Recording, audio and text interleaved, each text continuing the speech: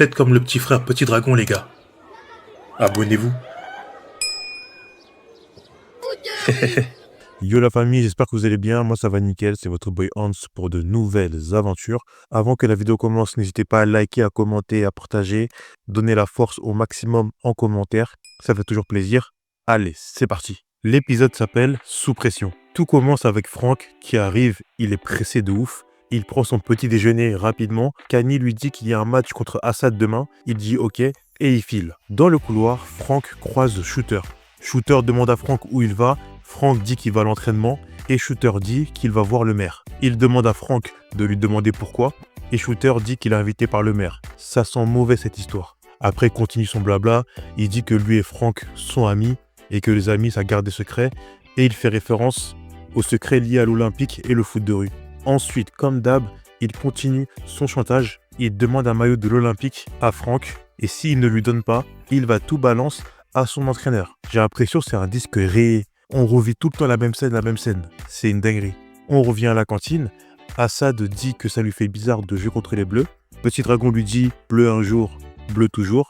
Juste après, les enfants du monde, l'équipe d'Assad, l'appelle pour l'entraînement. Et Kani, par la même occasion, dit que c'est l'heure de l'entraînement. Petit Dragon demande à Assad s'il peut l'aider plus tard pour sa rééducation. Et Assad accepte. Quelques temps après, Petit Dragon parle de la stratégie des enfants du monde. Alpha demande à Petit Dragon pourquoi il n'a pas espionné les enfants du monde. Petit Dragon explique que comme Assad est son meilleur ami, il n'y arrive pas. On arrive à la mairie, Golmetti a convoqué Shooter et son pote. Il leur dit en gros de semer la zizanie dans Port-Marie, de casser des vitres, des fenêtres, renverser les poubelles, bref, faire le dawa. Shooter est content parce que lui, il kiffe ça. Il demande à Golmetti s'ils peuvent y aller à fond et Golmetti accepte et il dit carrément qu'ils vont être récompensés. Le but en gros, c'est que les habitants détestent le foot de rue. Et comme ça, lui, il arrivera comme un héros pour régler la situation. Après l'entretien, le pote de Shooter demande s'il commence maintenant. Shooter lui dit d'attendre. Son pote ajoute que si Alpha était là, à 3 ça aurait été plus facile. Shooter lui dit pas de panique. Il a une troisième personne qui peut les aider. Ensuite, on voit Petit Dragon qui appelle Assad, qui n'est pas venu pour la rééducation. Malheureusement, il tombe sur son répondeur. Et on voit Petit Dragon qui est déçu. Shooter attend Franck devant l'Institut Rifler. Vous avez vite fait le rapprochement.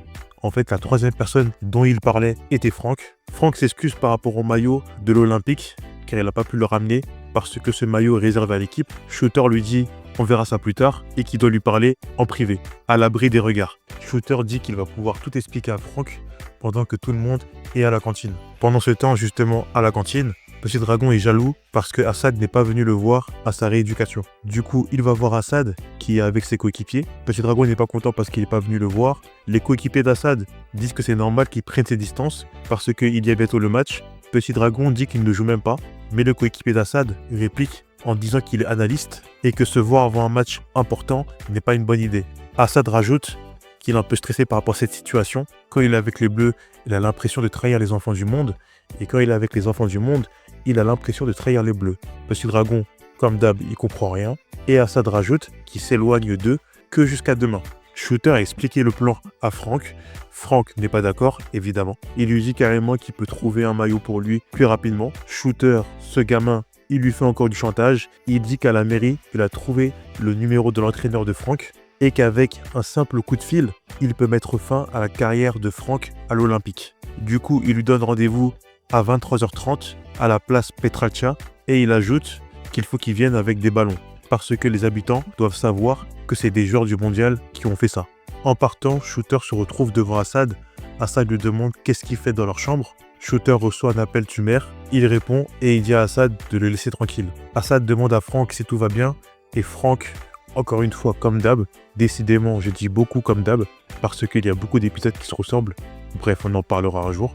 Il dit que ça va et il part. Juste après, Petit Dragon arrive. Assad veut parler de ses soupçons sur l'affaire Shooter et Franck. Petit Dragon, comme d'hab, il est détestable ce mec. C'est pas possible. Il y a Assad qui lui avait dit qu'il fallait mettre des distances entre eux. Assad insiste une deuxième fois, mais rien n'y faire. Petit Dragon n'écoute pas. Il dit qu'il va chez le kiné, comme chaque jour, à la même heure. Ensuite, 2 équipiers des enfants du monde arrivent. Assad dit qu'il y a un problème avec Franck. Les enfants du monde, au début, ils disent à Assad qu'ils avaient dit pas de contact avec les Bleus.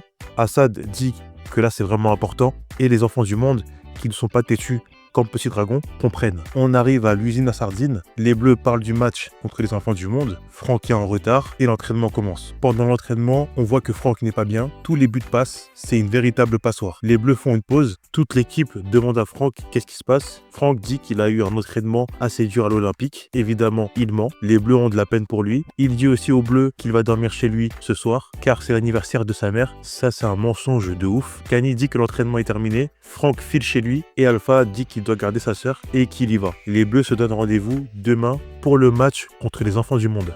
On est à l'Institut Riffler, on voit Assad qui parle avec les enfants du monde par rapport à l'histoire avec Franck. Il dit qu'il a vu Franck avec Shooter, que le maire a appelé Shooter, bref, tout est bizarre. Les enfants du monde lui disent qu'il se fait peut-être des films, mais Assad veut être sûr que son ami n'a pas d'embrouille. Franchement, c'est un vrai pote. Assad voit Jam, le pote de Shooter, au loin. Il dit à ses potes de faire le guet pendant qu'il va voir le pote de Shooter. Du coup, Assad se fait passer pour la troisième personne qui devait foutre le dawa dans Port-Marie. Et du coup, comme Jam est super bête, il explique le plan à Assad. Assad va voir les enfants du monde, il leur dit que c'est plus grave que ce qu'il pensait et qu'il doit prévenir les Bleus. Assad dit tout aux Bleus, Jérémy cherche à joindre Franck, mais malheureusement, il ne répond pas. Jérémy propose d'intercepter Franck à la place Petralcha avant qu'il foute le dawa. Assad dit qu'il veut les accompagner. Kani lui dit que demain il a un match. Assad veut aider Franck et dit que les enfants du monde sont d'accord pour qu'il puisse leur donner un coup de main. À l'usine à sardines, Franck prend plein de ballons pour le plan de Shooter dans le dortoir, plus précisément dans la chambre de Bianca et Kani. Bianca était à deux doigts de tout dire par rapport à l'histoire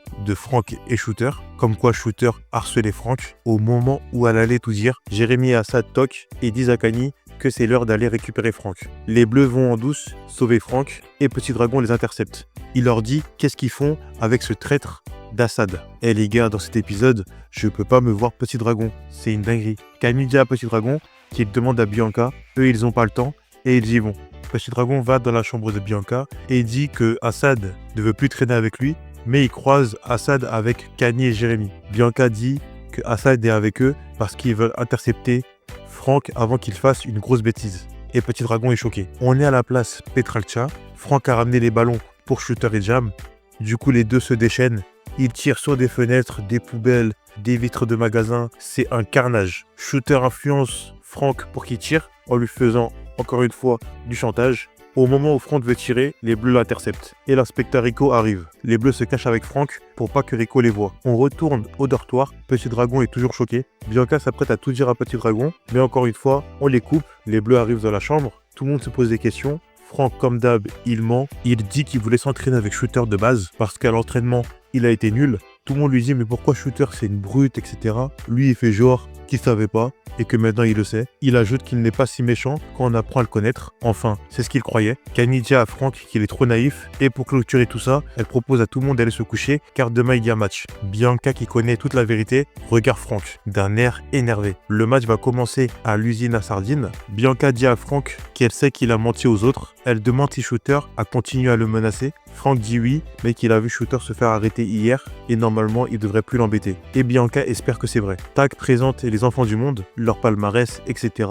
Vous connaissez la musique. Et Requin donne l'engagement. Assad est super rapide. Les enfants du monde copient aussi la technique des technos, c'est stylé. Mais les Bleus sont trop forts. Ils marquent un but, 2 buts et c'est la mi-temps. Il y a 2-0 pour les Bleus. À la mi-temps, Kani motive ses troupes, mais pendant que Kani parle aux Bleus, Franck reçoit un appel de Shooter. Du coup, Franck décroche. Shooter dit qu'il a été viré par Monsieur Arnold, qu'il va dormir chez Jam, et il finit par dire que Franck doit lui ramener le maillot de l'Olympique devant l'Institut Riffler. Sinon, encore une fois, il va tout dire à son entraîneur. Vous connaissez la musique. Cet appel plombe Franck. La mi-temps est terminée, le match recommence. Franck est totalement détruit, les enfants du monde marquent 2 buts. Il y a 2 partout et c'est la fin du match. Après le match, les 2 capitaines se complimentent, c'est-à-dire Kani et Assad. Ensuite, Petit Dragon arrive et s'excuse auprès d'Assad. Assad accepte ses excuses. Kani va ensuite voir Franck. Elle lui demande pourquoi au cage il n'était pas lui-même. Franck ment encore. Il dit que son entraîneur l'a appelé pour lui dire qu'il ne jouera pas le prochain match. Et Kani le rassure en lui disant qu'il sera titulaire un jour. Bianca voit Franck donner le maillot de l'Olympique à Shooter.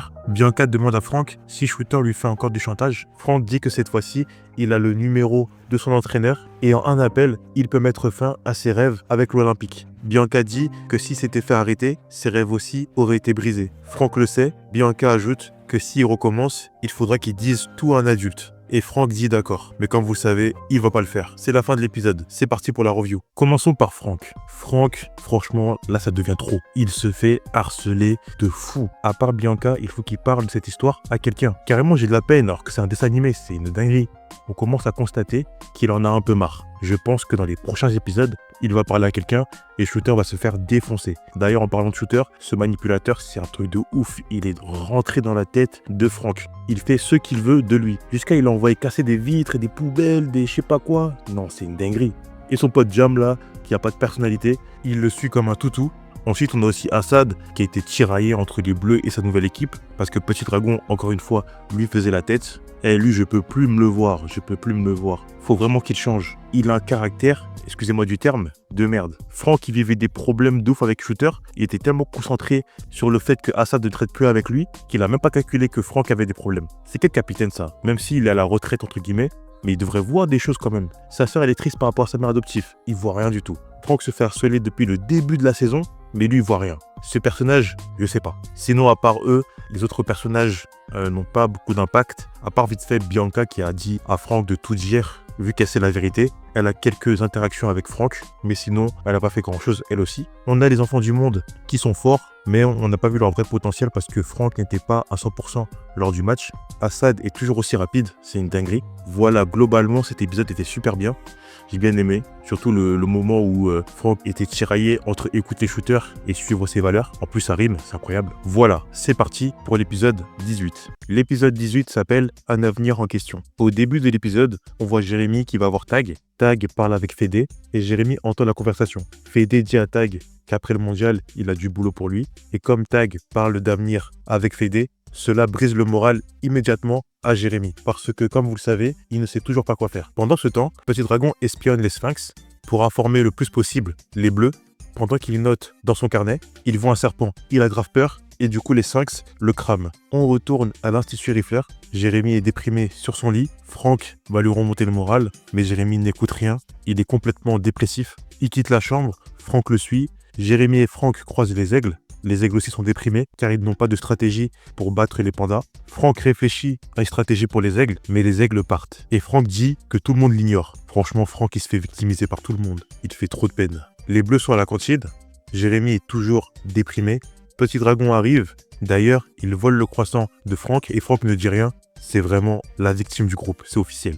Un petit comme ça, il te victimise? Non. Là, on a atteint le summum. Bref, Petit Dragon informe les Bleus de ce qu'il a vu de l'entraînement des Sphinx. Kani note tout et elle a une stratégie pour battre les Sphinx. Comme les Sphinx, ils jouent comme des serpents, les Bleus vont jouer comme des mangoustes, l'ennemi naturel des serpents. Ils vont miser sur la rapidité et plein d'autres éléments qui caractérisent la mangouste. Kani ajoute que cela va être possible avec leurs deux attaquants vedettes, Jérémy et Alpha. Mais Jérémy est totalement déprimé. On a l'impression qu'il s'en fout. Et Kani espère que Alpha sera beaucoup plus motivé. Bah tiens, en parlant d'Alpha, on le voit sortir de son bâtiment. Il y a Shooter et Jam qui l'appellent pour traîner, pour faire n'importe quoi. Et comme j'avais dit précédemment dans mes anciennes reviews, on voyait qu'il avait plus envie de traîner avec eux. Bah là c'est confirmé, il n'a plus envie d'être avec eux, d'être un loser. Il veut jouer au foot de rue. Shooter lui dit qu'il est remplaçant, mais Alpha réplique. Il lui dit qu'il préfère être un remplaçant plutôt que traîner avec eux et de faire n'importe quoi. Et après il part. On voit Shooter, il est énervé. C'est bien fait pour lui. Les Bleus marchent pour aller à l'entraînement. Jérémy qui est déprimé, il traîne du pied.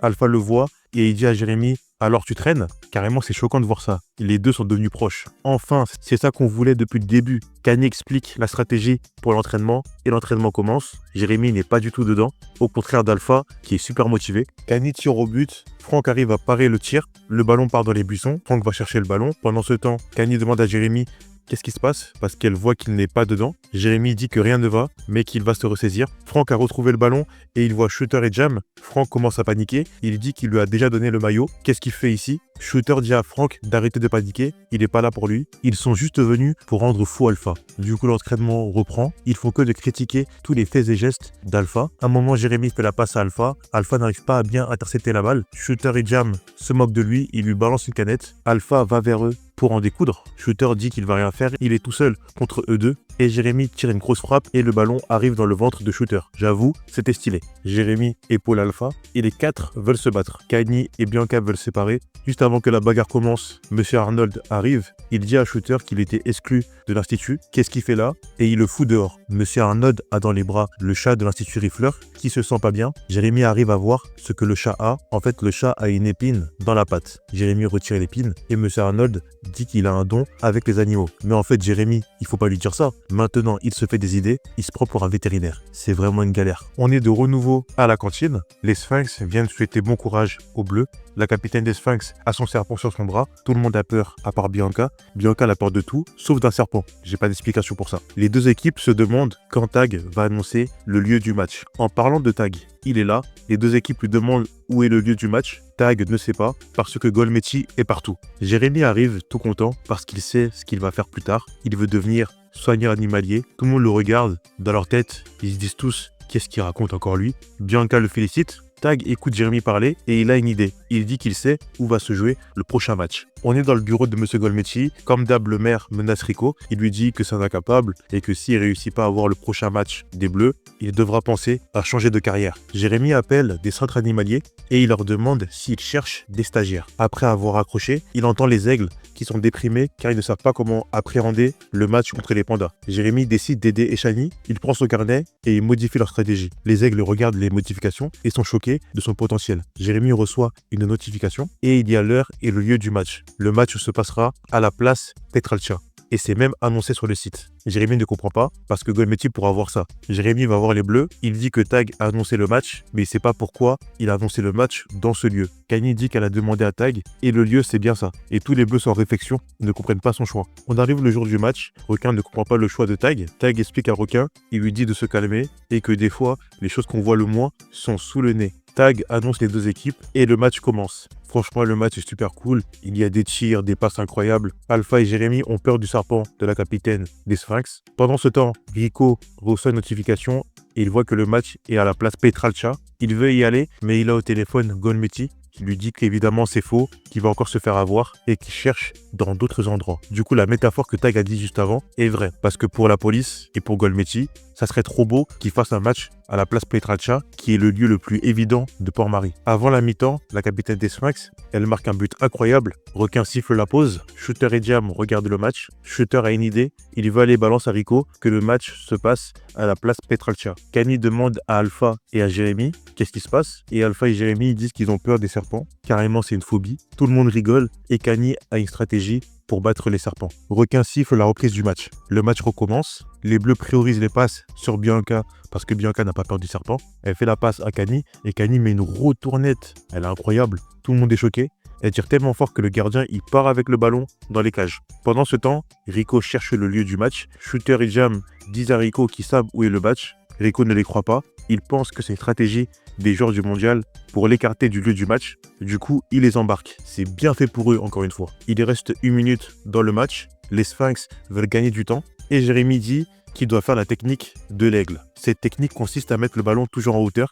Du coup, tout le monde se fait des passes en hauteur. Et Alpha met une grosse frappe et but. Il y a 2-1 pour les Bleus. Les Bleus remportent la victoire. À la fin du match, les Sphinx félicitent les Bleus. Ils disent carrément qu'ils n'ont même pas réussi à mettre en place leurs bottes du bois constructeur. Elle veut serrer la main à Jérémy et Alpha, mais comme ils ont vu le serpent, ils ont grave peur et ils partent. En partant, Jérémy se rend compte qu'il a peur de certains animaux, dont les serpents. Il est déçu de lui, car à cause de ses peurs, il ne pourra plus être soigneur animalier. Tag lui remonte le moral et il lui dit qu'il va trouver sa voie. À la fin de l'épisode, Jérémy barre le métier soigneur animalier et on a Eshani qui arrive et qui lui dit merci parce que la stratégie qu'il lui a conseillée a fonctionné contre les pandas. Et elle ajoute qu'il ferait un bon entraîneur. Mais ça, encore une fois, il fallait pas lui dire. Maintenant, il pense devenir entraîneur. Et ce mec, c'est une galère. C'est parti pour la review. Cet épisode, je l'ai kiffé. Franchement, les Sphinx, j'ai aimé leur design. Et surtout, comme ils jouaient au foot, c'était bien. Surtout la capitaine qui a mis un but incroyable. Là, j'ai bien aimé. On dirait un but à la Inazuma Eleven. Pour revenir aux personnages et leur développement, Jérémy, c'est 10 000 boulots, j'en peux plus. Heureusement qu'à la fin de l'épisode, j'ai l'impression qu'il a trouvé sa voie. C'est cool. Je pense qu'il va devenir entraîneur pour les prochains mondiaux. Ne spoilez pas, je sais pas encore ce qui va se passer. Mais je pense que c'est ça. Il était déprimé par rapport à cette histoire.